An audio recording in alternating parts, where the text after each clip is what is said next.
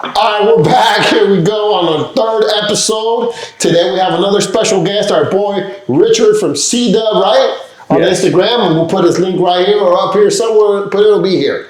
My boy Josh, as always, here we go. Let's get started. Josh? Yeah, so what's up, guys? Welcome to the Shop Talk Podcast. This is our third episode, our second episode with a guest. And like always, let's start with the cheers, guys. That's right. Cheers. I got ahead of myself. Nice having you. Cheers. Cheers. Appreciate you Chris being here. behind the camera, too. You gotta put your hand for a cheers, man. What are you doing? Just the behind the scenes cheers. So, first of all, could you just tell us all, like, kind of what you do and who you are? For those who don't know. Yeah, so I sell automotive performance parts online. My name is Richard Washington. Everyone knows me as CDUB, which is hilarious. The brand, and like I told you guys earlier, the brand is CDUBTECH. I started this brand, actually, the name is based on my son's initials. Gotcha. Something I think wanted to do since he was born. Nice. Legitimately. And it was just, I've always kind of messed with cars in a way, like since I think when I was a kid.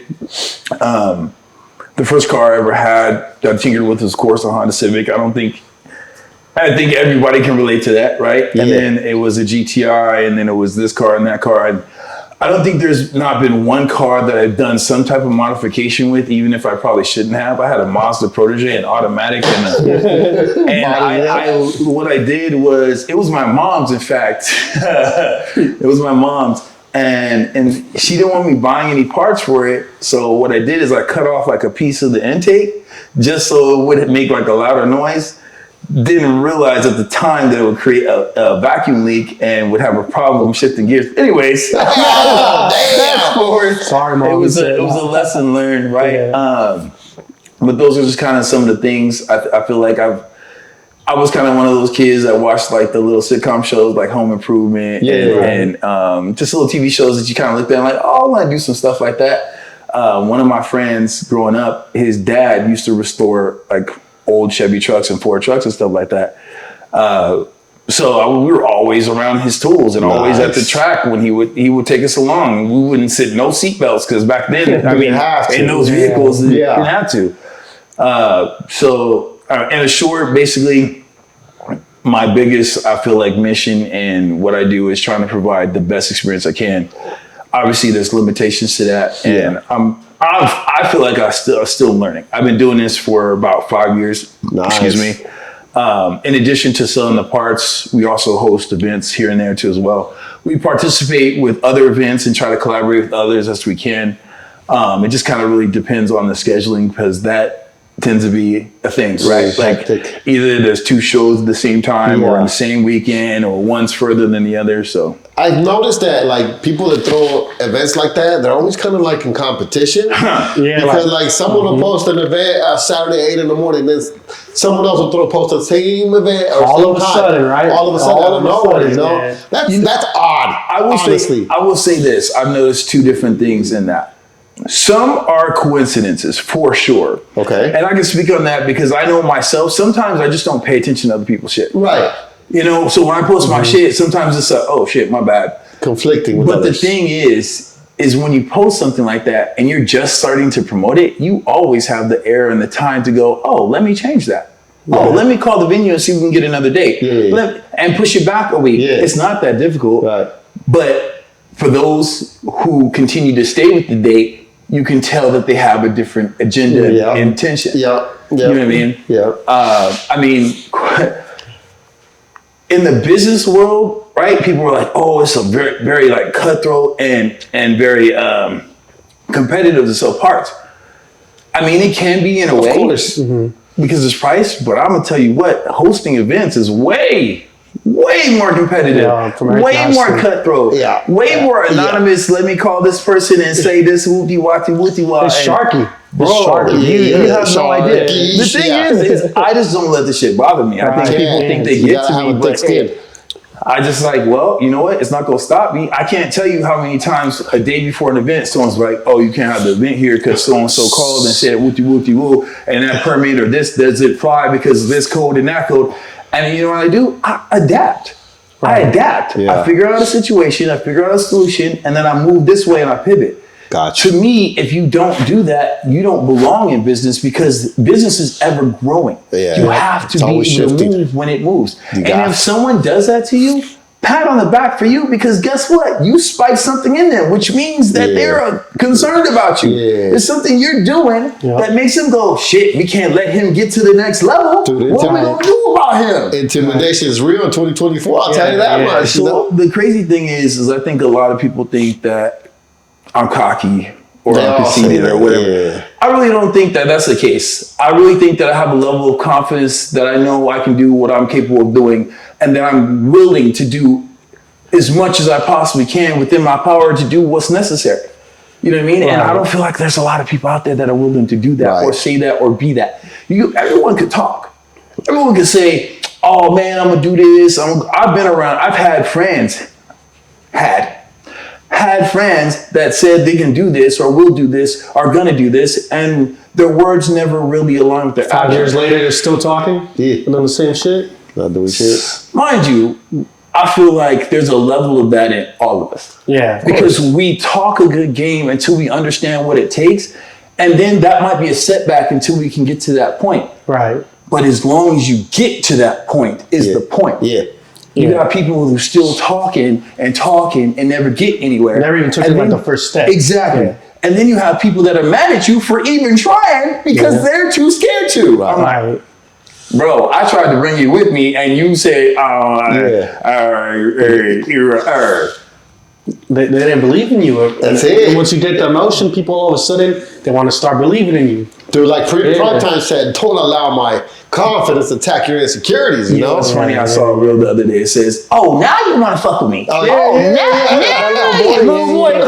want to fuck with me. I swear to God, I'm not saying I made it by any regards, but I know when it becomes popular to be around me, then I'm like, so now all of a sudden, right? So now the time. I'm like, I'm not gonna be mad at nobody for wanting to be near or wanting to be a part. Right. But it's really gonna show you who was really in it and who was just waiting to be like, oh, damn, he really. Yeah. Look at all those traps we set for him. He's still freaking. He jumped over that one. He hopped over that one. He matrix dodged that one. Shit. And it just goes to show you, to me, in business, you have to be resilient. Yeah. You have to have a small knitted team that you can trust that's willing to bear the brunt with you. And understand that there's going to be setbacks. Always. Constantly setbacks. But if you work together and you figure it out and you negotiate it or you talk it through and you say, hey, this is when I plan on doing this. I haven't forgotten you. I'm not going to leave you in the lurch. These are just the circumstances. Mm-hmm. As long as you come through. Yeah. Right. Like I remember somebody once told me, no matter what industry you're in, for example, like I'm not in the, auto detailing, whatever industry. You're not in the performance part industry. We're in the business of solving problems.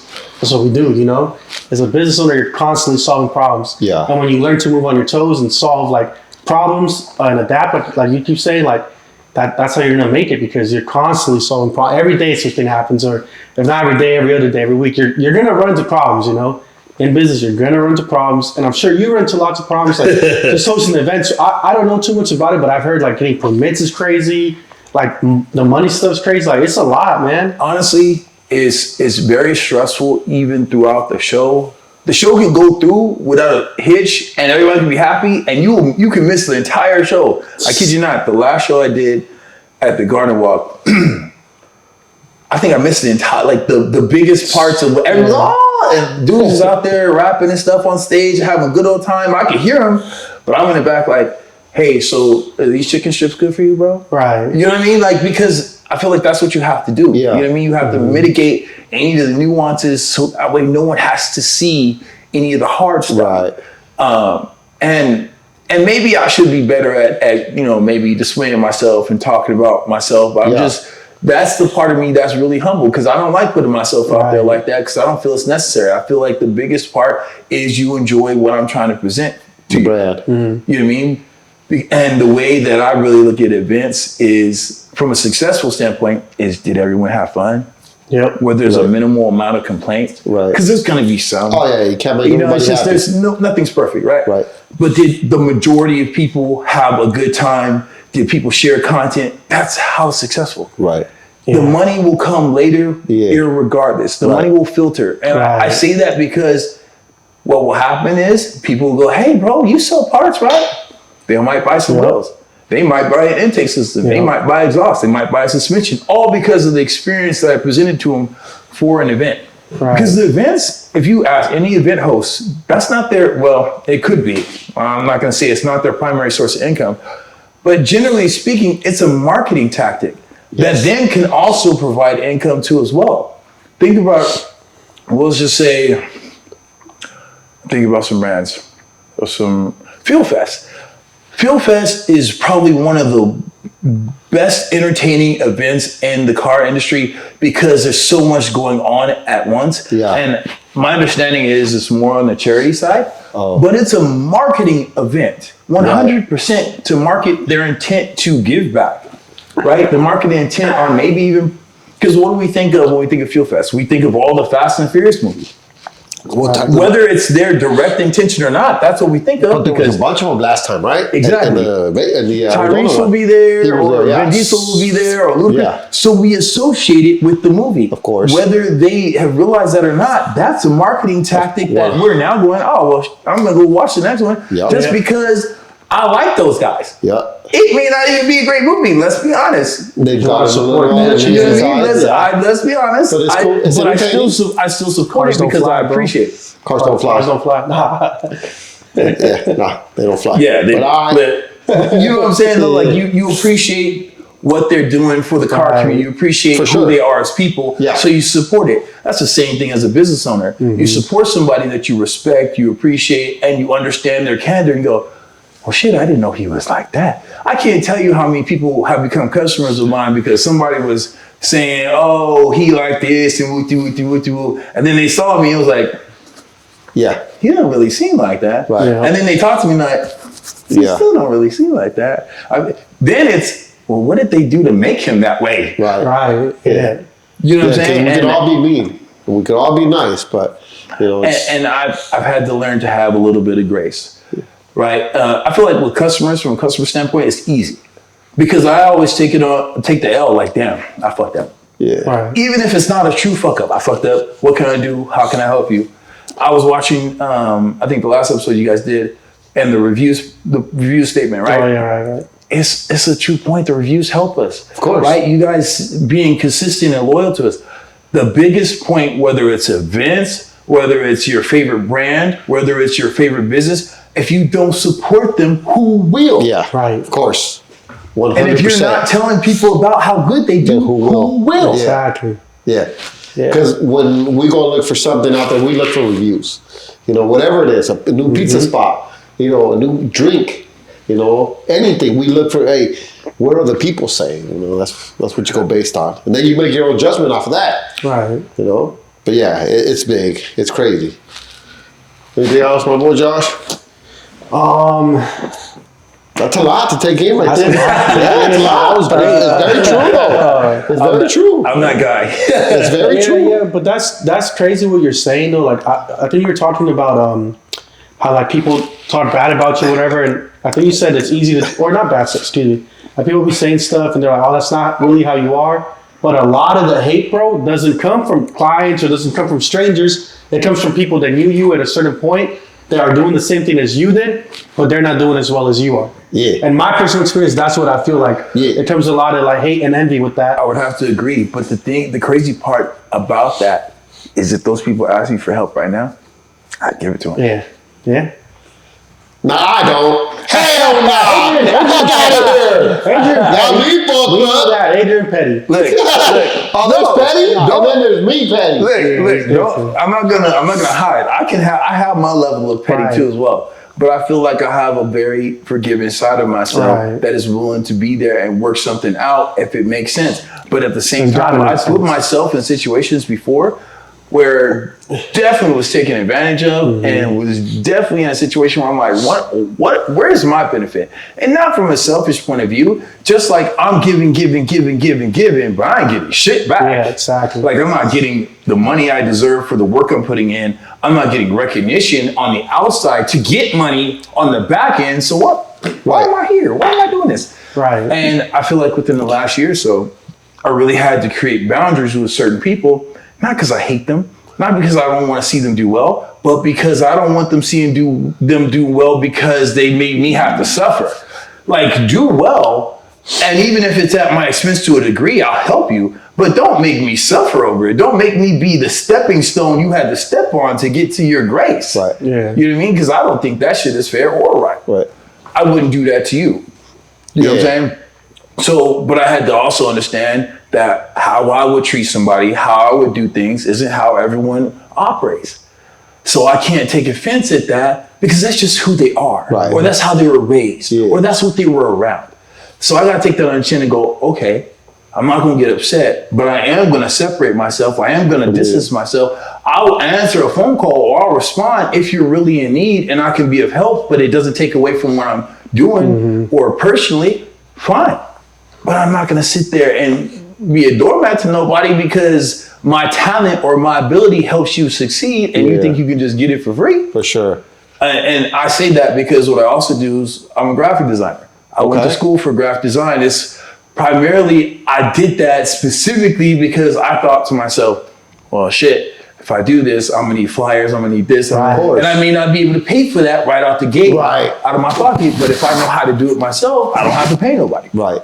That is true. And to me, I think if more people thought that way to learn something or learn a trade or learn how to do something, instead of doing that, they wouldn't have to feel the need to take advantage of someone who knows how. Right. They don't know how to get it. And that's what I mean. I said this, I think in someone's comment the other day. I would rather teach somebody how to have the skill than them use me for mine. Right. And I'm not even saying I'm the best. No. I feel like I still have a lot of improvement in things that I can learn, especially in the design. There's so many things. But the people who come to me and they ask or they say, it's almost like they expect it.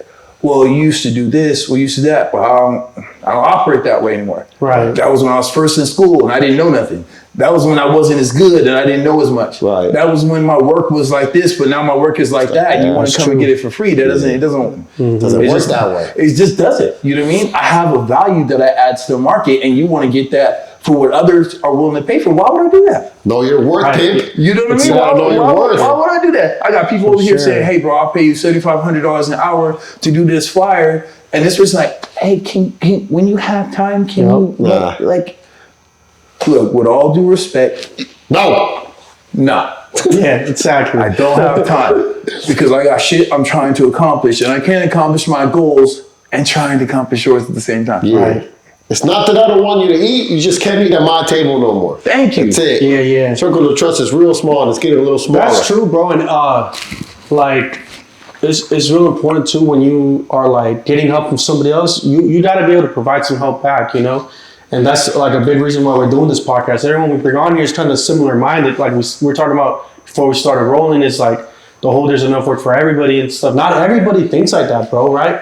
Or even when you have like friends that, you know, are in business as well, something similar to you, like it's like important that you don't take advantage of them, you know? Like I'm saying, like for example, us, we're super cool, bro, but we support each other. Yeah. I feel like it's never been like one support, you know, it's like that. But at first, bro, I'm sure we both had our doubts. But that's like, not in the midst of for sure. But when you've been doing it so long, especially when there's money involved and stuff, you get paranoid, bro, and you don't know who to trust. And that's what, trusting people. And I think it's real important. Like that's why we kind of got really close and why we like working together. We trust each other and we know like whatever support you need, you know, it's like mutual. Yeah. And it's hard to find people like that, you know, that like, you know, is mutual. Yeah. Mutual support.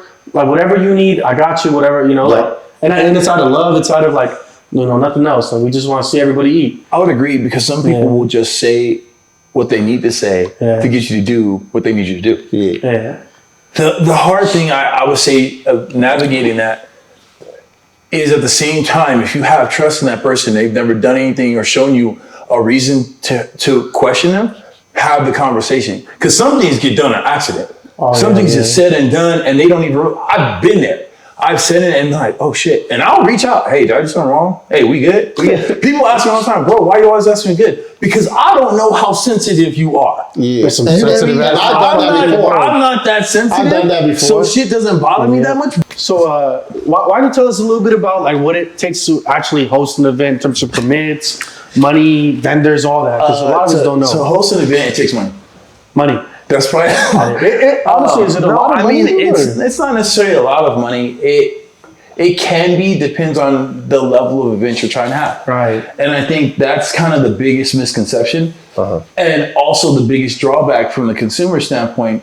When you see a video and you consume that video, you think, oh, and then if you go to that event and it doesn't remind you of the video, how do you feel? Yeah. You feel like shit. You're like, why the fuck did I? Yeah. False even, advertising. Even if it was $5 or $10, why did I spend $5 or $10 to come to some shit that I could have thought it was going to probably be free, right?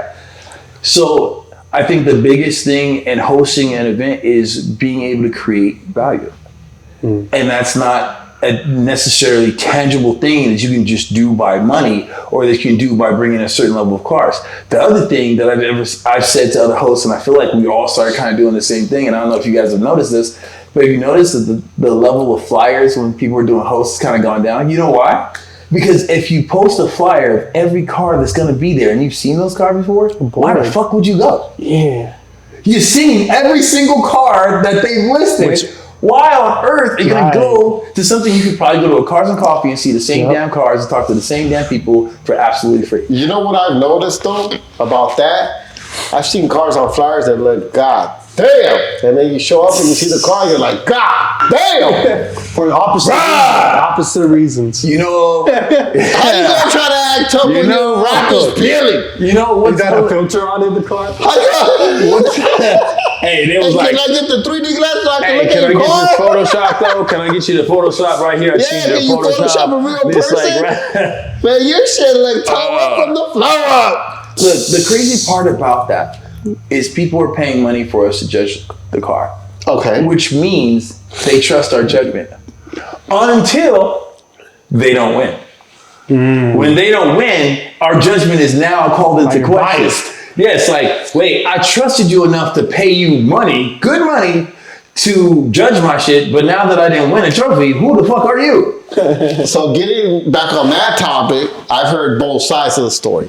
I've heard where people go take their car to get judged, and then they never win because only like the friends of the people that are judging win. That's one. People like that. Hold on, that's one I'm of not them. gonna lie, there are definitely people like that. Yeah, that's one side of the story. Then the other side of the story is like people have a car and they go and they never win, then they're always upset because they never win. But it's like, bro, look at your Yo, car. shut Like, your up. I mean, here's the thing. Even if it wasn't tore up, right? Yeah. These same people will talk about how soft the current like millennials are, right? Or the current generation, right? How soft they Yeah, are. yeah. Y'all soft. But yeah, they'll cry because they're not getting. Wait. Hey, millennial, you soft. Hey, but they'll cry because they're not getting a participation trophy. right. Yeah, oh yeah. How does that level out?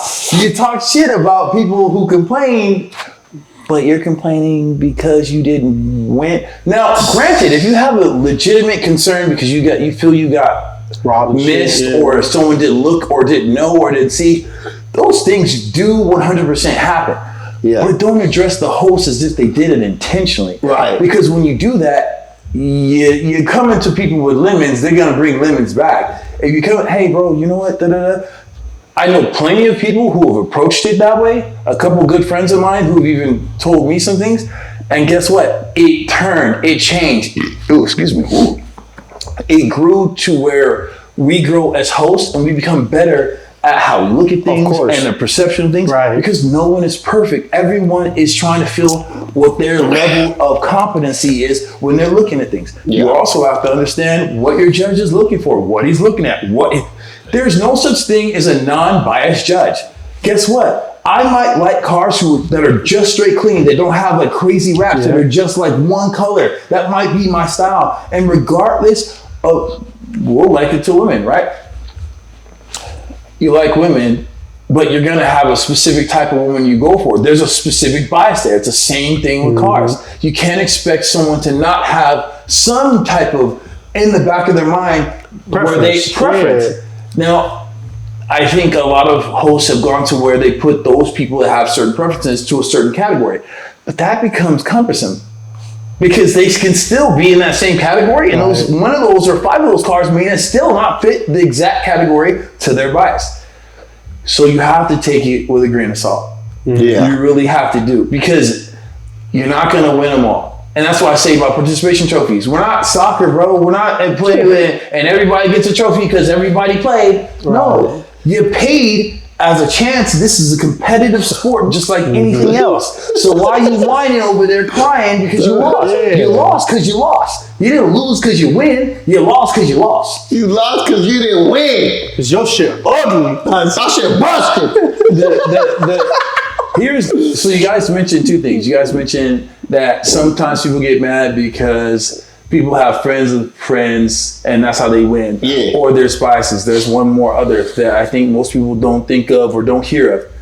There's that third factor, that person who tries to get something on the host to use it to their advantage, to kind of blackmail them in a way to get that trophy. That shit happens. Really? That shit out of here. That shit happens. Car events are shark. Bro, I'll tell you what, I've heard things from people that made me realize that shit happens. So I was like, they're like, if you don't give me this trophy, I'm gonna tell your wife you cheated on her. The thing is not in so many words, right? But when you have certain people who are trying to find out grave details about you, but aren't really your friend, you gotta wonder why. Yeah. Right? You gotta wonder why. And then they only go to certain events where they win. And these certain events where they win, those same people continuously give them the same trophies, even though nothing really has changed on their vehicle and other people are making steps up. You gotta kind of wonder why that is. I think we're thinking about the same people. We're thinking about the same people. I was about to make a comment, but I think everyone would have known who it was. So go ahead, drop it. Nah, we'll edit it out. Look, I think most people, when they see this, they already know who I'm talking about and why I'm talking about them. Hey, bro, that mugshot looked pretty good out there. Got him. God damn. why you snitching, bro? Anyways, damn. You know, so I have a question because there's lots of people that host events, but is there something that you feel like everyone kind of disagrees on when it comes to hosting events, or something that maybe you believe that like everybody else doesn't when it comes to hosting events?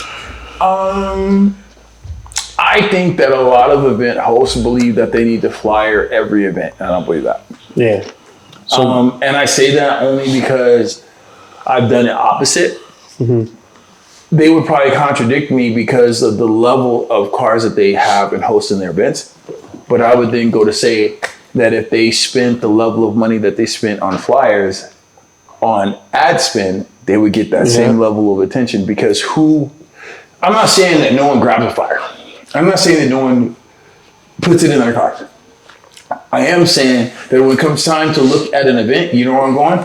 To a website, to an Instagram page, to my buddy who posted it on his Instagram page, to know when the date is, to know when the time is, because online is the most prolific form of ideology that we look at to find information. Yeah. I'm not saying that cards and flyers don't have their place, but if you spend, I'll give you an example. And Instagram has changed quite a bit. Oh my God. I used to be able to spend like $50 and get 40,000 views. And now I spend $50 and be like, damn, 10,000? Like, you know what I mean? Like, why 10,000? But what I'm saying is, if you can put a nice video together that kind of describes it and has a caption, and it's like a commercial. Yeah. It's what used to be on TV when we would watch, and those ads were thousands of dollars, and now we can do it for pennies on the dollar. We got free advertising on social media. We have billions of people access points. So why would you spend money on print to go and hand out flyers to people who are only accepting it to be nice? Yeah. Right. And yes, they may see the logo, they may throw it away, or oh, that's cool, or that.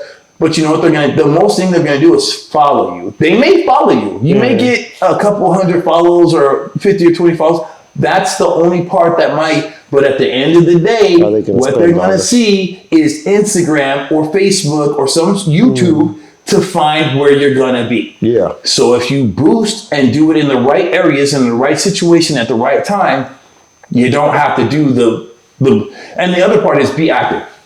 You don't have to be flowering. You just have to be out there. Yeah, you have to be present. Yep. Hey, and the one thing I learned from, and I'll shamelessly spot him out, is Cali Creamer. The one thing he taught me when we did, Sean, when we did a show together.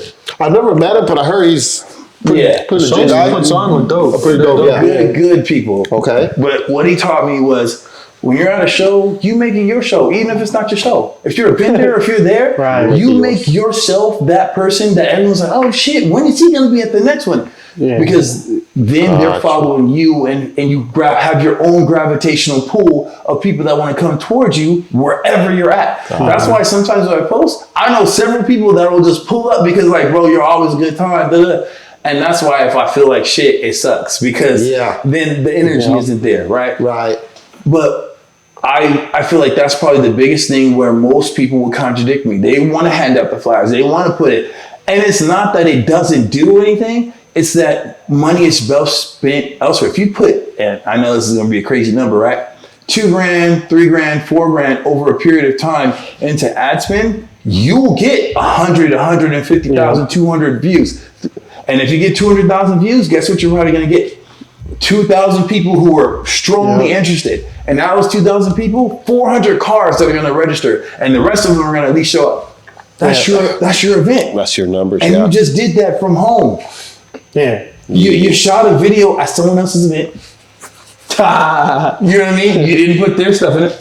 Yeah. You put your canopy, your people's cars, and you put your the information you want to put in there. And then you send it out to the masses. Right. You put a catchy little caption. You show your sincerity in it. You put a little bit of you. And then you just mix it up in a little pot and you sprinkle some money on top. And guess what? You good. Do you feel like you ever get like hate on social media? I mean, I kind of restricted the comments, but yes. I will be honest. The reason why I did is because I'm the type of person that's going to say something bad. Yeah. And I'd rather just not pull myself into some shit like that. Oh, I love that shit. I mean, honestly, try me. I antagonize people. So I'm the type of person that if someone says something, I would just say something to antagonize them. I wouldn't talk shit back. I'll just be like, oh, your mama. Like, you know what I mean? Just random, like your mama, your auntie, you know what I mean? But no, I'm sorry, I'm just trying to stay on track. But back to what you were saying, most event hosts, I would say, are doing it at a different level than I'm doing. Mm-hmm. It's not my biggest focus. I think people think that it is. I think people feel that it is. It's not my biggest source of income. I sell and make more profitability out of selling wheels and parts and things like that. That make more sense. And honestly, as things progress, as laws change, to me, opening up a shop and doing vinyl wrap is more of a security long-term for me, because what it allows me to do is have a place where I can literally ship and bring my parts there, so someone actually wants something and they can just pick up if they want to. But then guess what? I offer other services too as well. You know what I mean? And eventually we're subletting in Paris, a spot in Paris. But eventually, in a few months after our leases up, we're going to try to get our own spot closer here. Okay. But I don't know if I want to necessarily be in Temecula, Merida, only because, not because I don't want to encroach on anybody, but just because I want to make sure that I'm able to take care of the mandatory concerns. Like, if we go up over there and we got all these people like, yeah, bro, I'm going to rap and what? Then it's hard to make that move. Then it makes sense. But I want to make sure that I don't put the carriage before the horse. Is that what they say? Yeah. The horse before the carriage? Right. That's cool. I've done that before so many times. I feel like that's probably my biggest learning lesson, is jumping ahead before I was ready. But in the space that I'm in, being online, I've always been able to pivot back and kind of adjust and still be around. And I feel like that's probably my biggest accomplishment, is still being here. Because I've seen businesses that started when I started, started before I started, that are no longer. And nothing to them. They've either changed their passion or it's not something they want to do anymore. I just don't see myself ever doing that. I don't see myself ever going away from anything car related, because this truly is a passion of mine. And I have plans and goals of how I want to achieve a certain level of environment. Not success, environment. Experience. Yeah. Because I feel like the experience that I give, when it gets to the level that I think I can give, the success will automatically be there. Right. And the gratification will automatically be there because people will then see the vision that I've been holding in my head for years. That's what's up. That's dope. That's super cool. Hell yeah. Enjoy the 40s. The 40s are the best years of your life. Enjoy the 40s. They are the best. None of this like the 40s and the new 20s. Hell no. 40s or 40 and we're here. We look this good. I love being 40. Hey, but what they're saying is the 40-year-old folks still look like they 20-something. Bro, I you get- call me 40, 20, 30, 60, whatever y'all want. Keep your bitches away from me. Damn. I'm just playing. We're all gonna get old. I love being 40s. It's great. I don't regret. I liked it when I was 30. I liked it when I was 20. But you know what? My best life is in my 40s. A lot of people now are saying 40s is the prime, bro. Because you're like more established, you've already learned a lot about life, and you know how to act like, grown. I still don't know how to act. You don't know how to act. I get out of pocket acting sometimes. grown is subjective to the person for That's sure. true. But sure. you kind of grow into who you really are at 40, Yes. I feel like. That's what I hear. I feel like you sit in you lean into who you are Yeah, for sure. without a high level of insecurity. Yeah. Whatever insecurity you have is It's kind of gone. dissipated because you've probably embarrassed yourself 100,000 times. Yeah. So there's not really much more you could possibly do in the public eye and really be all that embarrassed. You know what I mean? Right. But like we were just talking about kind of where we were from and where we are now. And I was just saying kind of, got the burpees. I left LA at a very young age, and I would say the things I learned from like my family and understanding and self-awareness and being mindful of your surroundings. A lot of people could use that today, and I say that in the car scene because I feel like a lot of drama just kind of happens because people read people wrong. Right? They don't see what's coming. They don't understand that this person feels this way and this way. And I see things because I'm like, well, even at 5 years old in Gardena and Inglewood, which is like the two different cities I was in, I remember my mom saying, hey, get down. If I say get down, you gonna get down? And I told my wife that. No offense to her, I love her to death, but it's just, and nothing against white folks, but I just think it's kind of maybe a white thing. Mm-hmm. If I say duck, what are you gonna do? What do you mean duck? No, like it means get down. But you don't really see things like that here in Temecula because we have a really nice area. No, you don't. But I was at a Denny's and my mom said get down, and I was like, I had to get down. Duck and roll. Those are just kind of the ideals. I'm not saying I had like a crazy childhood where I was ducking bullets. All that happened one time. Yeah. You know what I mean? But it's just kind of a level of understanding of seeing where I'm at and appreciating having the gratitude for where I get to be and who I get to be around versus what I could have been. My father was a drug dealer. And he rest in peace. He's, I'm not going to go into details. He also worked for the post office. Like, we all have our things, you know what I'm saying? That's right.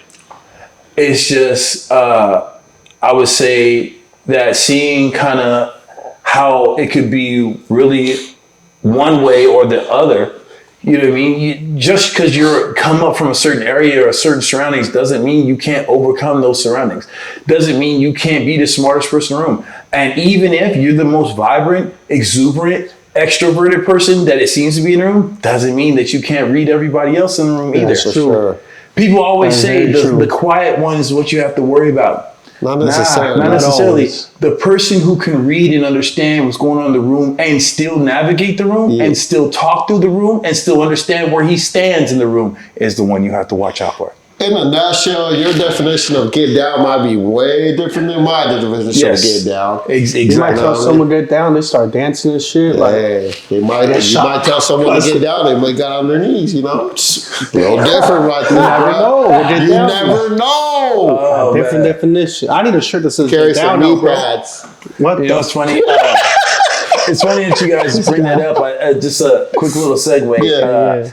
I'm going to be going to Tuner Evo tomorrow just to spectate and try to capture some content. Where's it at? It's going to be at the LA Convention Center. Oh, okay. Damn. But I had like this idea on the back of my shirt. It says, let them hate. Let him hate. Let them hate. I like it. Because look, there's going to be people who fuck with you and there's going to be people who just don't. Yep. And you can't be mad at that. Nope. as a business owner or as an individual, because they're just not their people. They're not going to understand you because they don't want to understand you, and you got to just let it be. Or there's people that like they might hate you, but they don't know you. That's what I always trip about. I can't tell you how many people hate me and don't fucking know me. I've heard stories where I've heard like people don't like me. I'm like, bro, you don't even have my number. You don't know me. I've never spoke to you. How could you hate me? You don't even know You don't even know who I am. Like, bro, if you've never been to my house, you don't know. If you've never been to my house, it's weird. And even if you may have been once, you still may not know me. No. You may have like some surface understandings of things I've let you know because I wanted to see how far you go with that. Yeah. And that's the funny thing about people. People will think that they have something over on you, but you literally planted it with them to see if they do some shit. And then as soon as they do, they told on themselves. They're like, I only told one person that, and that shit came right back. Yeah, sometimes you gotta fool the fool that thinks fool is fool. That's right. You know? And I think that dropping gems. No, bitches. Hey, people underestimate my ability to do that because I'm over here smiling and laughing and joking.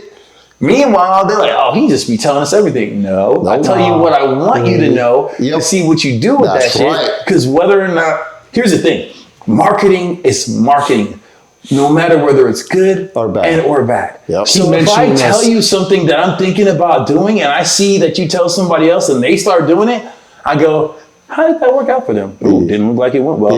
Maybe that wasn't a good idea. I'm going to go do this now. I put that out there to see if maybe that shit even works. I don't want to test it myself if I'm kind of questioning it. But if I know somebody's a leaky faucet and will go around their mouth, they're going to go over here, they can go there, and then I see it over there and, oh, that worked out great. Okay, cool. I know I could do something similar and I knew it was originally my idea. I don't care what anybody thinks. I know that I'm the one that thought about the idea no matter who implemented it first. Right. So, like, it's true, though, like what he's saying. On one of my social media platforms, I allow people to see, you know, because I could blog, like, and every social media, but there's one in particular, I only allow certain people to see it, but they think that they're spying on me. Like, nah, bitches, I want you to see what I want you to see. Who's doing the leak shit. Yeah, you know, and they're always one of the first ones to watch my shit all the time. Hey, you always know when you got a hater when every time you drop someone in your story, first one, like 2 seconds in, they're right there. Yeah, but they're like in front of me, they're a different person, but they're always watching my shit, you know? Like, what the fuck? Social media is a very weird thing when it comes to haters. Powerful. It's weird, bro. Look, you know why? They'll watch some shit. They're hiding behind the screen. It's not even just that. They watch something and they will take the dumbest shit from a video. They'll take the song, the lyrics, they'll take and they'll misconstrue it in their own brain and they'll create this whole imaginary world that didn't exist. And then when you see them, you're like, what's up, bro? And you can feel the energy. They're like, hey, especially when it's blowing the smoke up your ass. Bro, I don't want to, this is so cool. And I'm like, especially if you're in your head like, this shit wasn't even that great. And then somebody comes like, bro, this is the best thing since sliced bread. And you're like, like, look, you don't have to lie to kick it. I understand when I have to do something a little bit better. Millennials. No, it's crazy, bro, because like, you know, like for me, I try to focus a lot on social media and stuff, and I feel like I get some hate. Like, for example, I have someone reach out to me and they're like, oh, why you always post like only nice cars? Like, I know you don't only do nice cars, you know, I know you be like vacuuming minivans. I'm like, yeah, but I'm not gonna post that shit. Like, who the fuck wants to see me vacuum a minivan? No one wants to see me vacuum a minivan, bro. Nobody. I'm not gonna post that shit. You go fucking vacuum up a bunch of desks, bro. It's not because I think I'm better, or it's not because that's all I do. Is like, that's what I'm trying to market towards. That's If you posted more cool cars, you would get more cool cars. Stop posting you vacuuming minivans. Nobody wants to see that shit. I have a question. You guys use hashtags still or no? What? Hashtags. Oh, I thought this was something. I got dirty braids, bro. I thought you said you guys have sex still. I was like, damn. Ready off? I know that I'm black if I say certain shit, but yes. Oh my god. No, the reason why I say that is I don't talk about personal life like that. Say that for the NGO. No comment, I plead the fifth. That was the NGO type of question. No comment, I plead the fifth. Is that a thing? Plead the fifth? No, hashtags are important for sure. I use them every once in a while on my reels. Not lately, you know, because you can see I heard the it's difference. changing a little bit, bro. Honestly, I test it. Hashtags, sometimes. No hashtag. I haven't used them for a while, but sometimes I'll do a little test. And I mean, you have to. You have to test the waters to see what's working, what's not. But the reason why I bring that up is I had someone a while ago. I don't even know what the shit I posted. I posted some Mopar stuff or whatever. It's like a Mopar car. And I had a bunch of hashtags for, you know, JDM cars, whatever I put. Oh, no, I hate it. And somebody said, bro, why you got all these JDM hashtags on a Mopar?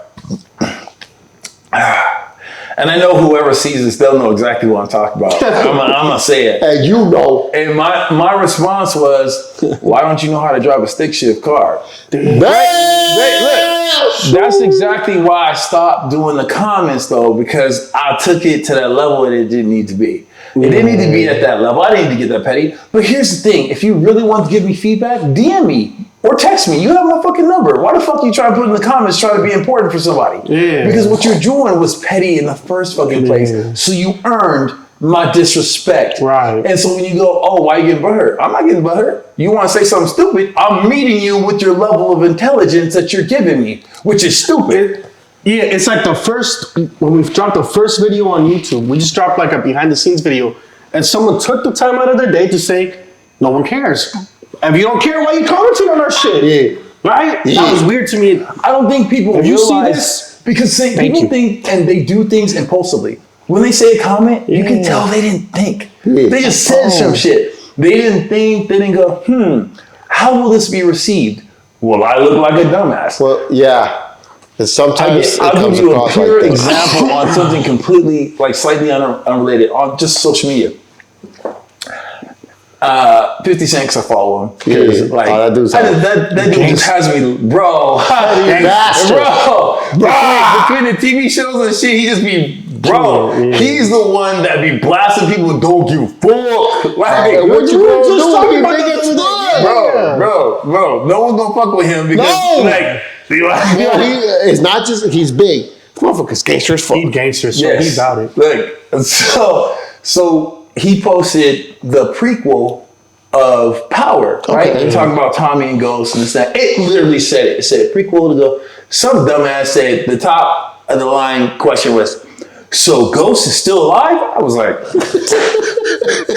excuse my hair. Ghost died. I haven't gotten there. Bro. Nah, it's like, Bro. Like and I'm saying this if you follow the Power series, Ghost died at the end of it, and sorry to spoil it, but that shit's been around for a while. Yeah. So look, my first thing was, do you not know what the fuck prequel means? Yeah. Like, it means before, bitch. Yeah. Like, that's stupid. It's and crazy. the thing is I'm just giving that as an example of the impulsivity of people. Shit, I've done it in the past. It's why I try to be more mindful. And as a business owner, and that's why I'm connecting it, as a business owner and as an individual, you have to be more mindful of the conversations that you're having with people, whether it's in a DM, whether it's in person, because you can say things impulsively that seem right at the time. Especially and in hindsight, you'd be like, that shit was stupid. Yeah, for sure. Oh, that's going to be misconstrued. Or, that's going to cause me problems. You know what I'm saying? Yeah. But I would say that's probably my biggest learning lesson is not every individual is the same. No, you can't take a cookie cutter approach to how you talk to people. Everybody's different. And you have to adapt to whatever they may say, whether it's good, bad, or ugly. I've had people be like, bro, I've been waiting for this for blah, blah, blah, blah, blah. And I'm like, I know, but the original ETA was 8 weeks and it's been 2. Yeah. You know what I mean? And it's not me being rude. And then I have the screenshot and I send it to them. And they're like, oh yeah, my bad, bro. I didn't. No, trust me, I get it. If I was waiting, I would feel the same way. Yeah, like I would feel the same way if what enthusiast doesn't want their shit yesterday? Well, they pay good money. They want it 2 weeks from last week. You know what I'm saying? Yeah. The thing is when you are doing what I do at the capacity that I do it, can be no, that's not the right word. It can be a challenge if, like, say you have a chargeback or say you have a return and it hits your funnel of funds where you're purchasing for other people. And then that time frame elapsed even further when, say, the manufacturer's like, hey, we have this time frame, that time frame, that time frame. And I'm like, hey, but can you do this? That's where I feel like having a good relationship with the manufacturer really comes in handy, and being able to talk to them and doing things the right way on a regular basis. So when those things do come up, they're more likely to go, hey, we'll do this for you, or we'll do that for you. And they keep it professional. They're not going to go and run to the customer and be like, hey, we'll take care of you because, they having some issues over there, or whatever. I think in my time of doing this, the biggest thing I've tried to do is be as transparent as possible. Yeah. Right?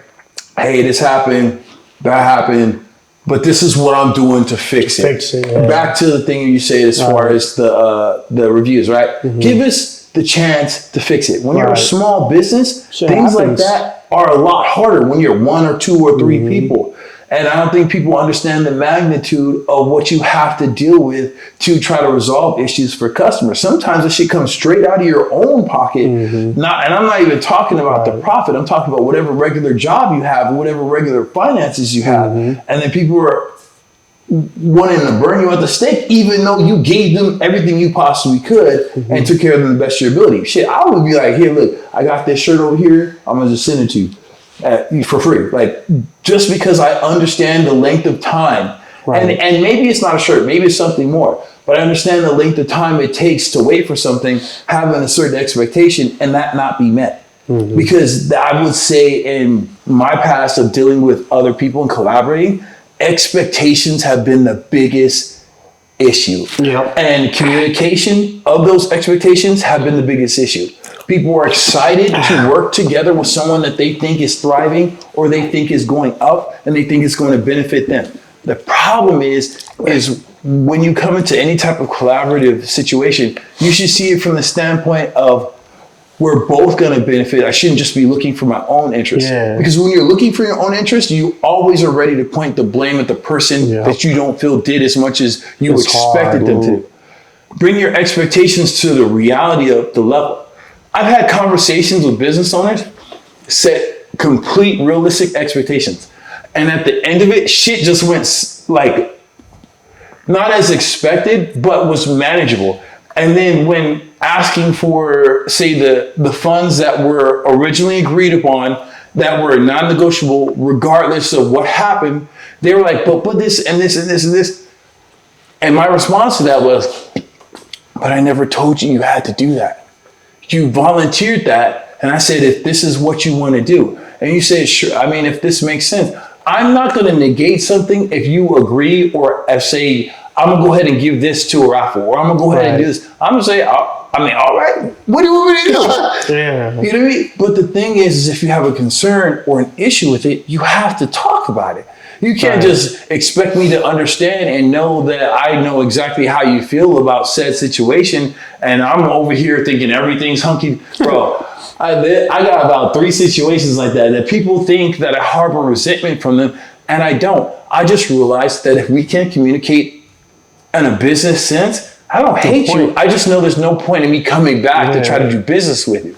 Like, as a person, I don't hate you. I respect you, this and that. But am I going to come back and say, hey, you know what? Let's do a show together. Or let me run this for you. No, because obviously either I didn't set the right expectations or you didn't understand them. And at the end, we came like this. So regardless, I just don't feel like it's necessary. People come to me after situations that I've had that they don't see I'm there anymore. They're like, hey, what happened here? And I was like, it's just a difference of opinion. Or they don't see the value in my services anymore. So there's no point in me showing up. There's nothing wrong with that. See differently. It's not personal, Piggybacking on that, what's the best and the worst situation that you have with the customer? Being an online customer service provider, Also, where can we find you online? What is your website? It's literally CDUBTECH.com. The initial page will show, it shows like a Lamborghini. I think the picture was taken at a Clean Culture event. Okay. And then there's like another picture of some Mopar cars that were taken at an event of mine. And then it'll literally says, it shows this logo right here in red at the top. Okay. To make it easy. So for me, I feel like that's the most ideal customer is someone who believes in what you do, respects you for who you are, and understands what you're trying to do and what you're trying to accomplish. The worst customer is the complete opposite, the one that feels entitled, the one that expects and doesn't understand and is unreasonable. And I had an example of that where a customer bought something, read the description. It was shipped to them in a couple of days. They got it. They said, "This is not what I wanted." And I was scratching my head because I'm looking at the order and I'm like, "Well, it was some coilovers, VR coilovers." It was like a year and a half ago. I remember because I remember talking to my distributor and we both kind of was like, if they didn't want those, then why did they order those? Because literally on your website, there's like the other ones at the same price. But this was our thing, right? Because having to exchange parts like that isn't like simple. Because one, you have to wait for it to be shipped back by the customer. Right. And they're frustrated if they have to do it by their expense. Even if you reimburse them, it's still a problem. But what are you supposed to do? You want to make sure that it gets there. And you want to make sure that they have tracking and understand that it gets there. So I'm like, well, if you want to do this and this is what you want to do, ship it back. I'll send you the funds the same day. And they ship it back. It takes time for them to get it. Then they have to make sure it wasn't altered or messed up in any kind of way. And then it either can be reused or refurbished so they can resell it or do whatever they need to do. Then it has to be restocked into the actual man. This is a 7 to 10 day, maybe a 15-day process. It's a big process. And when you set expectations like that for a customer and you're like, hey, this is a process, I'm just letting you know we're going to take care of this, but da-da-da-da-da-da-da-da. And they say, okay, and that they understand, you think, okay, they understand. Do you have any questions or concerns? No, I should be fine. Then it becomes, hey, I've been waiting for this long. And you're like, well, remember when I said 15 days? It's been 6. You know what I'm saying? Now, mind you, I understand the level of wanting to get something done and complete. But to me, you can't negate the expectations that have already been set because they literally were set. It's like when I was talking to you, were you there? Did you read the message? Right. Did we actually have the conversation? Yeah. Or were you doing something else that distracted you? These are just kind of my internal thoughts because I have that same feeling when I'm talking to somebody and they respond to me as if they didn't hear shit I said. Because that shit bugs me. I kid you not, it's my wife, my kids, my biggest pet peeve. If I say some shit and then you say some shit later, 3 minutes later, that shows you that you ask a question that I answered 3 minutes ago, I'm like, I said that shit already. Did you hear? But not only did you answer, but like a lot of times they acknowledge you, like, oh yeah. Then they ask 3 minutes later, like, bro, you just if you didn't hear me, just simply go, hey, I didn't hear you. Well, what the fuck did you say?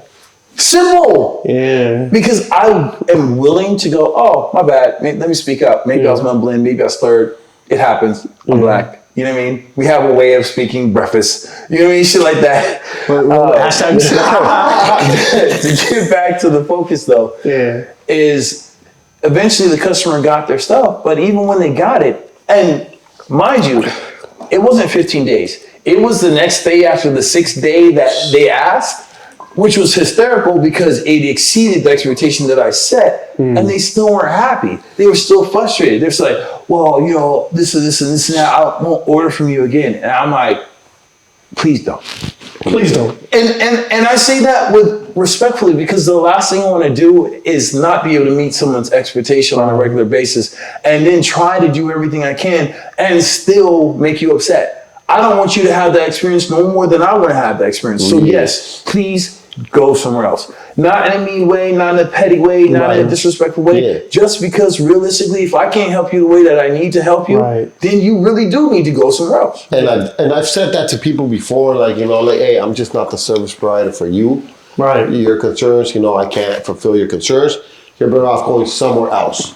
You know, because like sometimes they get too crazy, bro. Yeah. And I don't have a lot of patience, but I try to have as much patience as I can. But it gets to a point where like, I'm just not the right person for you. Yeah. Move on. Keep it going. I don't hate you, but I'm not that person. Yeah. I feel like I've gotten a little bit better at that. It's hard though when you start, bro, because you want to take in all the work you can get. Yeah. You know, but now that I'm a little bit deeper in the game, I've kind of learned that. And I told you that. Yeah, especially, you told me that. Be selective. And like, you start to understand why, you know, you don't need every job. No. I feel like when you're selective, you increase your value and perceived value because you're not just taking anything just to get anything. Exactly. Yeah, you can't do it all. You're not going to please everybody. Right. You got to be selective. You got to know your worth. You know, not trying to be cocky or anything. You know, but you just have to understand what you bring to the table. Yeah, exactly. And I tailor that back to like hosting events. Yeah, because it as a separate segment, right? It's kind of the same thing when you guys are mentioning like how hard it is. If you're collaborating with someone, knowing when to say yes, I'll collaborate with you, and when to say no, it's key. Is key. And the reason being is because if you guys can't discuss basic things and have an understanding as to I'm running this part and you're doing this part, and if you have this part, then I'm going to have the say in these areas. And then when I ask you to do so and so and so forth, I need you to just do it. Right. So many people want to be the chiefs instead of understanding the level that an Indian plays and how much value an Indian plays instead of trying to be the chief. And I say that as someone who has been in the more experienced area and someone with a little less experience and someone who's been less experienced and above. When someone reaches out to me and wants to collaborate that I know is a bigger brand or I know has more experience, and I'm sitting there like with the notepad, like, okay, can I get can you record that? Is okay. I just want to hear everything you're saying. I'm trying to soak it in. Yeah. But it takes a level of humbleness to understand where you stand in the scheme of things, where the ledger of your brand versus another brand. And that's not, again, not to be cocky, but if you've achieved a certain level of experience from your customers and your customer base, and someone has kind of fallen off or is reaching out to you because they want to leg up, they should then understand that they can't take the captain's share because there's a reason why they're coming to you in the first place. Because you were in the driver's chair making the moves. And if that person making the moves is say, hey man, hop in the passenger chair, then just enjoy the fucking ride. Enjoy the ride. Don't be sitting there going, well, what about this? Yeah, and how don't about be a that? passenger driver. And you did this last time. Crazy. If shit changes, shit changes. People who collaborate have to be adaptable. But they also have to understand that collaboration isn't always going to be reciprocal. It's not going to be an all the time thing. In addition, you can't get offended if someone says, nah, man, this isn't the right time for me. Yeah. Because maybe it's not. Maybe they can't take it. Maybe they have other things on their plate. You can't think, oh, fuck them. They don't want to have my back because you can't be sensitive like that. Because you're taking it back to like street type of mentality, like where you a corner boy, and instead of thinking about you're a corner boy thinking about, oh, I want to run my own distro, but you can't run your distro because you think it's small potatoes. You think it's somebody pissed you off because they don't want to bring you up, but you don't have the mindset it takes to be brought up in the first place. Yeah. So right to the show I'm watching right now. What's it called? Snowfall. Franklin Saint. Is it called Snowfall? I don't know. Is it Netflix or? Yeah, it's on Hulu. Franklin Saint, but it's based off the real Rick Ross. So they based the character off the real Rick Ross. But yeah. But that's true though, because like, dude, a lot of people don't they think it's easy to be like, you know, like doing what we're doing as business owners and stuff, or they just think it's easy. Bro, like I know for me, I'm a solo man shop. I got people to help me out. I got contractors. But like, bro, I do my marketing, I do my social media, I do my bro, even cleaning up in here, it takes a minute, dog. And I'm tired of doing that. I don't want to clean up. I don't want to clean my restroom. I don't want to clean my lobby. You know, or even sometimes I'll be working and then I get a phone call, I gotta stop that job. It's a lot, dude. And people just think oh no, all you do is this. Because I always see the social media. Yeah, people don't understand how hard it is to really run something, bro. It's not easy. That's why things like this space, are vitally important. Yeah. Because whether or not they truly understand from this aspect of candor and transparency, some people will. The 10% will still be in their same bullshit ass ways because they just can't see past their nose. Yeah. But the 90% will go, well, damn, I never thought about it that way, or I never saw it that way. I've never understood the level of intensity that they have to actually be each and every day to kind of get themselves going. Because you're right. You know, sometimes you fuck. I feel like I don't want to get up. I don't want to do this shit, bro. Even to send an email to further some growth that you know will happen. You're like, I gotta do that in an hour. I'd rather do this. For me as a graphic designer, and I feel like this is where I've overwhelmed myself before, is I always have creative ass ideas. I'm like, ooh, let's design this. Meanwhile, I should be contacting customers. Or meanwhile, I should be calling a venue. But I'm also thinking about, but if I design this shirt for this show, this would be cool. So I'm prioritizing shit on. Yeah. Because you will literally fall into a pattern of, well, this is also good, but do I do this first, or do I do this first, or do I do this, or do that? And what I found for myself that has helped me is sending the little task reminders in your iPhone. I put them because I get huge gratification when I hit the little line through them, like I did some shit. You know what I mean? Even if it's small shit, like turn on your laptop and go through your emails. Go through your DMs and respond to the people that are actually viable customers. Right. You know what I mean? Check and make sure there's no, you know what I mean? Responding to it's little shit, but it adds up if you're not consistently taking care of it. Yeah. Be active on social media. Meaning, and what I mean by that is impart some actual encouraging information. Yeah. Because a lot of times I just say laughy, funny, petty shit. So, but at times I gotta get in there and be like, hey, but you know, woo, inspiration. Right. It's a game, yeah. Knowledge. Yeah. For sure. And I say that because to me, whether you make a comment or you post something, somebody might have needed that shit that day. Yeah. Whether you know them personally or not, they see that shit and like, damn, I can't tell you how many times third party I've gotten inspired by somebody who's posted something. Yeah, I was just like, well, shit. I think I've even said it to you at times. I'm like, well, shit, I fucking needed to kick in the ass. You know what I mean? Because sometimes you sit over there with your little pussy ass, like, fuck this, right? And then you go, well, the fuck? Why was I doing this first? Oh, because I'm a G. That's right. Oh, because I know I can do this. That's right. Because I'm motivated. That's right. The fuck is my problem? You smack yourself around and get self-motivated without having to have that external. And it's as simple as a reel, as simple as a post, as simple as a reminder of who the fuck you are. And I feel like people on a daily need to remember who they are and stop worrying about the shit that they can't fucking control. You can't control if somebody like you or don't like you or buy your shit or not buy your shit. Now I say that knowing damn well that somebody like, you gonna buy this shit or what? You know what I mean? My biggest thing is like, by the time you contact me about a splitter or worker or whatever the fuck, it's like, you already chose me. I didn't choose you. You chose me, right? But what is the Mexican's biggest hate? Mexican. Another Mexican. Hey, so is a black person. No, not as bad as a Mexican. I don't know, bro. No, Mexican culture is bad, bro. Mexicans are bad. It's very hard to find a Mexican that wants to see another Mexican good or bad. See, but at least they're upfront about it. They're upfront about it, like you know it. You'll be thinking niggas is your boy. Next thing you know, next thing you know, you hear your homeboy is over there in a girl's DM, or they over there trying to negate what you doing, or he was talking good game about trying to help you out, but really wasn't really trying to because he's jealous of what you trying to achieve. So I respect a Mexican for telling you fuck you in your face. I do respect that way more than a stab shit in the back. What you saying? No, we're not upfront. It's the same, bro. It's the same. And so what you're saying is we learn from you, y'all learn from us. No, it's crazy, bro. Cause like I grew up around a lot of black people, bro. I'm from Oakland, dog. So like, well then, I'm from Vallejo. But I've learned. You from where? Vallejo. So same thing. He went to school with E40. If you guys didn't know, he went to school with E40.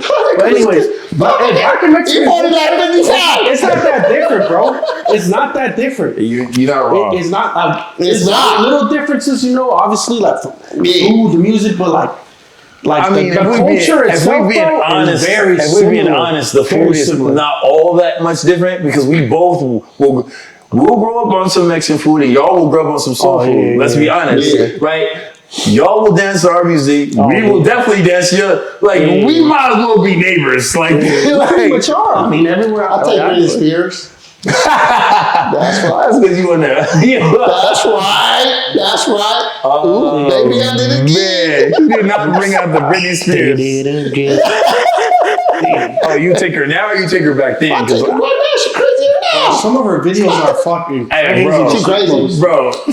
What the fuck? And that bitch got crazy with some fucking knife like this and shit on fucking When he said he'll Instagram. take her now, I'm concerned. I'm concerned for my man's health. He said he'll take her now. Do you see some of the captions that she be having in her shit? It'd be like, and then on That shit turns him on, bro. What you mean? Saturday, I saw the sky for the first time in 3 years. She's crazy. What the fuck? She's definitely crazy, bro. Yeah. That's money, though. Money did her crazy, bro. Like, cause she got bored. bro. Yeah. She got bored. I feel like when you have the Here's the world, thing, bro, it's though, like, she doesn't own her money. Her dad, right? Yeah. Yeah, so you gotta be That's nice some to the crazy dad. shit, You bro. gotta be- Bruh. Hey, That's but if some you look at how crazy she shit. act, you understand why her dad did what she did. You, Yeah, like, She wild. She out there. You couldn't trust her with what millions? Fuck that. I wouldn't trust her with my dog, man. Nah. Like, she Start over here. cooking this shit. Damn, I put it in the oven. I thought it was a chicken. Seriously, I'm like, what happened to my dog? Wow. Hey, Wow. Brittany's You didn't even defer Hey, him. come on, Brittany, you're better though. Come on, Brittany. Hit me up though. You know my DMs right here or up here somewhere. Damn, bro. Adrian is white chicks. Damn. What am I talking about?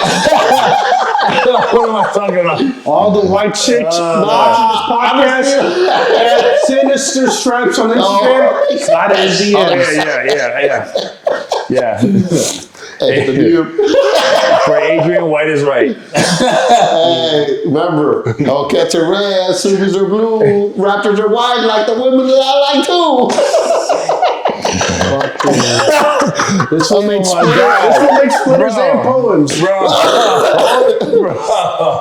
Oh, man. Hey, that should be a t-shirt. That shit. Just make it like, you know, just do it. Oh my God. You know, the first question I have for you is, what projects do you have like coming up soon? Do you want to let people know about, or what are you currently working on? Like anything exciting? So I would say the first thing I kind of touched on earlier is the vinyl wrap shop. We're going to be opening in Paris. We will be doing full designs and full color change wraps. That's dope.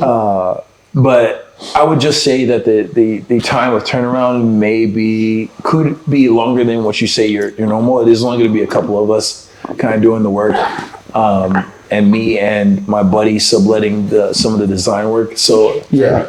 but I feel like we will be trying to set the correct expectations as going forward. The other thing is we'll be trying to come up with some other various apparel items, like shirts and hats. Like this specific hat is a limited edition. You know what I mean? Just kind of has the logo dope-ass hat. kind of split down, it is right? dope, yeah. And I think the gradient was freaking fire. I just had it made today, so I was really No, like, it's fire. oh, this shit is kind of cool, right? Yeah. So just kind of some things to kind of elevate the style. One of my biggest things, I would say, a goal that I want to achieve later on in life, or something I would want to do, is actually a full-on clothing line. For kind of like dudes my size, right? Slim but really tall. Yeah. Because most of your 5'10" below guys, they can wear some shit, and it just kind of like when you tall, you kind of have to like, all right, well, these jeans kind of don't. But it makes my legs, and then it's like knobby, but like that kind of thing. So something like that. I would say the other aspect of something I'm trying to do moving forward, even in this year, is having a club, not a strip club, but just but just a club, because the other passion that I have is Like a music. car club, you mean? Or No, like a dance club. Oh, that's one of my goals. That's Yes. what I'd like to retire doing. Yeah, man, that's my thing. That's dope. Like, Right. Because dancing is a big deal to me. Music is a big deal. Production of music, I dabble in that a little bit. I wouldn't say I'm like, Timbaland or nothing like that, but I dabble in like the understanding of what it takes to kind of produce music. So those are kind of the things that I'm looking at towards the future. The club thing is probably going to happen this year for sure. I looked at a couple of venues. I looked at how I'm going to run it and set it up, and I've already talked to a few people. believe it or not, There was after parties going on in the shop. Oh, I don't doubt it. One of my boys, shout out my boy Tony. Yeah. Now he owns a private party event space. We'll probably have him on here. Yeah. Made him up, but That's right. Yeah, I think at one point he had like 80 people in here, bro. Up in here. Got a DJ and stuff that actually was known in the IE and everything. It was dope. And the thing is, because I host events, I have all that shit built in. Yeah. I have a DJ and several DJs That's that I dope, know. actually, I have models that are also go-go dancers that That's I what's know. up. I have bartenders that I know, all because I was already hosting events. So doing a club is just finding the right spot and promoting it the right way. Right. Yeah, that's dope. That's super sick. dope, man. And you know, all the supporters, all y'all. Yeah. No, honestly, that's super cool because like a lot of supporters, you know, like they don't get how much they mean to us, bro. Yeah. Like without you guys, we for are sure. nothing. We're nothing. 100%. Yeah, Seriously, you guys right. see all the shiny stuff. We're shiny because we're being shiny for you. Yeah, That's it. yeah, exactly. It's a- You guys supporting us and helping us helps us help you and support you back. You know We're what I'm just saying? respecting Jerry the light that we're Maguire. getting. Yeah. Jerry Maguire, help us help you. Exactly, man. Yeah, that's fun. Hey, you hear it? Hey, the band's getting a little closer back there, Hey, bro. they was like, let's move the drums right here. They heard you talking about the club. They was like, he's seeking entertainment. You need live entertainment. For sure. Damn, What that's else we crazy. got? So like, okay, I got a few more things. A few more things that will close out. So we try to do an event here like May, Yeah. like Cinco de Mayo weekend. What are some? This is gonna be like our first thing. It's really just like an open house. It's been like we've been open a year here. What's some advice to host like an event that like people are gonna enjoy? What would you do? Do some fun games. Games? There's nothing like engaging Got the a crowd basketball and court. getting them Yeah. involved in doing something. Yeah. You know what I mean? Do a contest. Do a couple contests. I say that because we had at the one that we did at Chick-fil-A, we had a contest where you had a ping pong ball strapped to your waist, and you had a little cup right here, and you had to pelvic thrust it to get it into the cup. That shit was hilarious. Look, I'm gonna play horse. Hey, You know, some of us may look like a horse. What? I'm about to play. You gonna play pig? No, hey, cut Adrian off right now. Cut Adrian off right now. Adrian, We're gonna play pig. Even though some of us look like a pig. Not just like. Bruh, you gotta stop. Bruh, you gotta stop. All right. Anyways, So on that note, no. Okay, so the most interesting thing about that specific game is the person who won was a female. Oh. So yeah, the funny Damn. thing is we were testing it out. They're like, oh, they can't do it. There's no way you can do it. I said, look, you just do like this. Look, it takes a certain amount of like, you know, you gotta get it and you gotta get the oomph. You know what I mean? they're a little bit. They're further away. So so the quarter to string away. goes like this, and you have to. Oh, the ball gotta swing. Yeah, you gotta shit. you gotta swing it, so you gotta get the hips in motion. we can swing, Hey, bro. but I'm telling you guys. you can't take that game. That's my game. You can't take that game. Nah. So give me some advice. We take that, we go Steelers. Yeah. But you can do games and things like that Yeah, for that sure. engage the people. You know what I mean? Yeah. Give them something to be there for. Yeah. Because we've seen all these cars Yeah. 17,000 times. Yeah. Think about Detail Garage, Right. Cars and Coffee. We see Right. every car in the IE there The every same month. fucking cars. You know, bro. and no disrespect, but Yeah. the thing is when you're doing an event like this, like an open house, you want to give them a reason to be here. You're more than welcome to come, by the way, bro. If you're not busy that weekend. If you said, man, May, we're thinking like May Cinco de Mayo weekend, like May Yeah. 6th, May 7th. if it's gonna be Cinco de Mayo and there's gonna be tacos, No problem. There'll be tacos, tortas, Cheetos. Yeah. So I mean, if there's gonna be food, then yes, I'm gonna be here. See, that's the other thing. I didn't You think gotta, about hey, food. you gotta have food too. You you can't gotta just be have bringing food, people bro. over here with no food. Yeah, we're gonna try to get a ceviche guy. enchiladas and stuff, beer. Did you just say ceviche? Fuck with ceviche? I fuck with ceviche. You ever seen my ceviche? No, I mean no. I take that back. I have seen you make it a couple of times. I think on a couple of reels, like a few years ago. Yeah, I He fuck don't with make ceviche. it. He buys it and then he puts it in there and tells you, nah, it's Nah, but just he does that. He hears you ceviche. I was surprised. Oh, you ate it before? Yeah, I was surprised. It was fire. All right, but so first of all, I know we'd like to thank you for coming on here, giving us some of your time. Yup. It's Friday night. We'd Late. also like to thank your family, your wife, for allowing us to kind of borrow you for a little bit. We know it's not easy. I thank her too. Yeah, so we Her appreciate it. understanding. We know it's everyone's time is really valuable, man. So we really do appreciate you. But we had spoken about it earlier, and you kind of mentioned what made you want to come on our podcast and kind of share a little bit of your story. So I thought that was super cool. So do you mind just telling them kind of why you wanted to come and join us? I just thought you guys were truly sincere and genuine in what you're trying to achieve, and the idea of community, the idea of kind of shedding light on things that most people don't want to talk about because they're concerned about how they may be viewed or what they might be thought of. It kind of gives that venue to kind of speak freely and create that community and that understanding that yes, there's a level of competition, but everyone's going to be able to eat. Yeah, there's going to be competition because you're going to want to do something the same or better. That's a natural human tendency. But we also have to remember that elevates everyone's experience at the same time. And that's why it's good for the community. Because if I'm competing against someone to be better in myself, that makes my customer's experience better. That makes their customer experience better. But that doesn't mean that I'm taking from you or you're taking from me. That means we all eat. Yeah, exactly. We all gotta eat. Yeah. And we all gonna eat. That's dope. Yeah. There could be multiple grades. You could be, bro, there could be 17 pies, bro, in the same area. I'll take it like this. If you look at how many people you've seen in the course of several years, say it's 30, 40, 50,000 people just in a general sense of coming in contact with. Maybe not all the customers you actually help. That's not even a third of the amount of people that are in Temecula.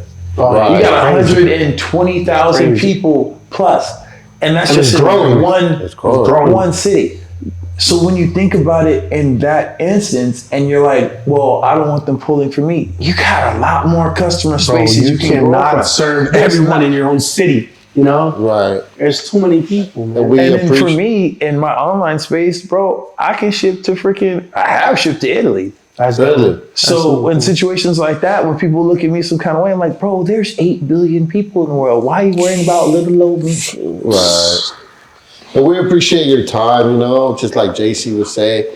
He could have been in 1,000 other places in the world, but he chose to be with us tonight. Dude, for real. I appreciate you. I really do appreciate you guys for having me. I think this was much needed. Yeah. Not only just for the industry, but just for the, viewers and people that follow me to have a better understanding of who you are. That's a person.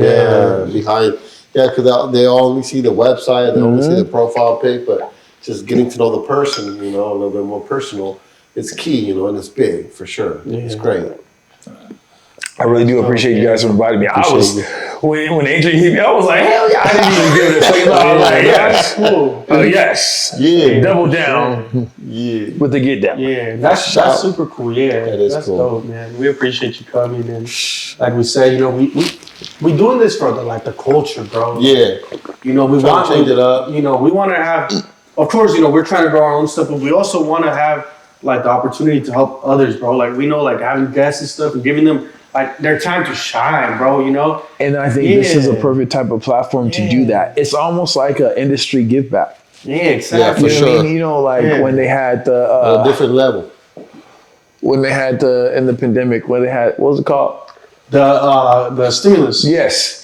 You're doing an industry stimulus. You're giving an industry stimulus. Yes, exactly. You're giving business owners an opportunity to shine and talk about their business and develop themselves and get the audience to understand who they are and why they are, why they do what they do. For sure. Yeah, because a lot of, and we always talk about this. We talk about Smiley on our own, pilot episode. Is a lot of people know what we do. They see the business side of things, or they see the social media, but they don't ever get to see who we really are, other than business, other than cars. So it's dope to kind of touch on everything, man. And like we said, we really appreciate you coming on and just getting to know more about your business and then who you are as a person. That's big. Is big. Keep pushing, keep doing your thing, bro. And bro, we appreciate you a lot, 100%. And you're a great person. Yep. It seems like you're a great businessman and savvy. Yeah, super savvy. My boy does everything. So I know you're gonna be successful with everything you do, bro. So just we always here for you. his friends, his network, whatever you got. Like, we don't have to link up. Yeah, I already have ideas as we was talking. Talk. That's what's up. But yeah, for sure, bro. Yeah. As you know, we got to talk about what's on your feet. That's right. Josh, you go first this time. Bro, I forgot what the fuck these are called, but it's my. Oh, y'all didn't even. They're a month or two, and I don't really want them. They're dunks, lows. I think they're called like Deep Jungle something, but like you look at them on. I bought them on Stock Actions. They didn't have my size anywhere. Damn. They're called like PE Premium Split something, but I don't like them, bro. They're fire. Yeah, I always wear black, gray, bro, so I have to switch it up. My mom told me she don't like me wearing black all the time. She feels like I'm depressed, so like switching up and shit. The other day I walked out with a blue shirt. I didn't even laugh at that. No, but the other day I walked out with a blue shirt. She's like, it's nice to see on something other than black and gray. Like, bro, I wear black and gray. It's easy to match. Yeah. Hey, my family was like, "Oh, so you a Crip now, huh?" Oh, So that's what we about. what about you, Rich? What you got on? Honestly, I got some Dusties. I didn't realize we was doing this, but I got the Converse. They call it. These are not Chucks. That's exactly what they say. It says something. It literally says not a Chuck. So what are Damn. They honestly are a Chuck. I don't know why it says that shit. The Chuck's not a Chuck. It says a Chuck, not a Chuck. And they match your fit, bro. They do. They match the fit. I just, I should have just, wishy-washed it. But we good. I always try to get the accents with the orange and the orange. We got to bring the FC 150. Could people buy your merch, bro? They can. I'm actually released this shirt after Evo You should Tuner or show Tuner them the Evo back of tomorrow. it, bro. The back is fire. Yeah, the back. Chris, make sure you get the back of the shirt, bro. Let them hate. Let them hate. You know what I mean? Let them hate. You know what? I think that might need to be the name of this episode, bro. Let them hate. It's okay. It's okay.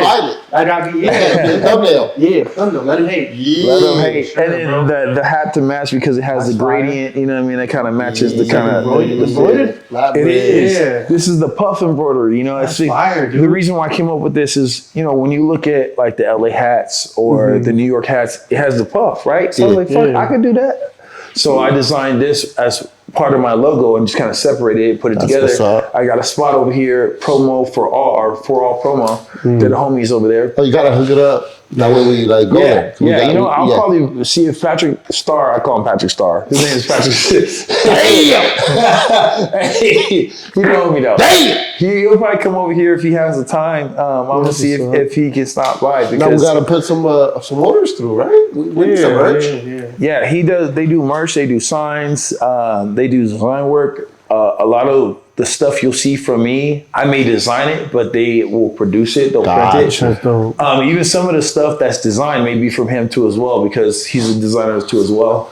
So I lean on his expertise. If I feel like, what I'm doing isn't exactly what I want to see. And to me, that's like your biggest place of growth and understanding. Sometimes my expectations for what I want and what I want to see, I may not be at that level to do that. So then you find somebody who can. That's dope. Yeah. Yeah, that's what's up.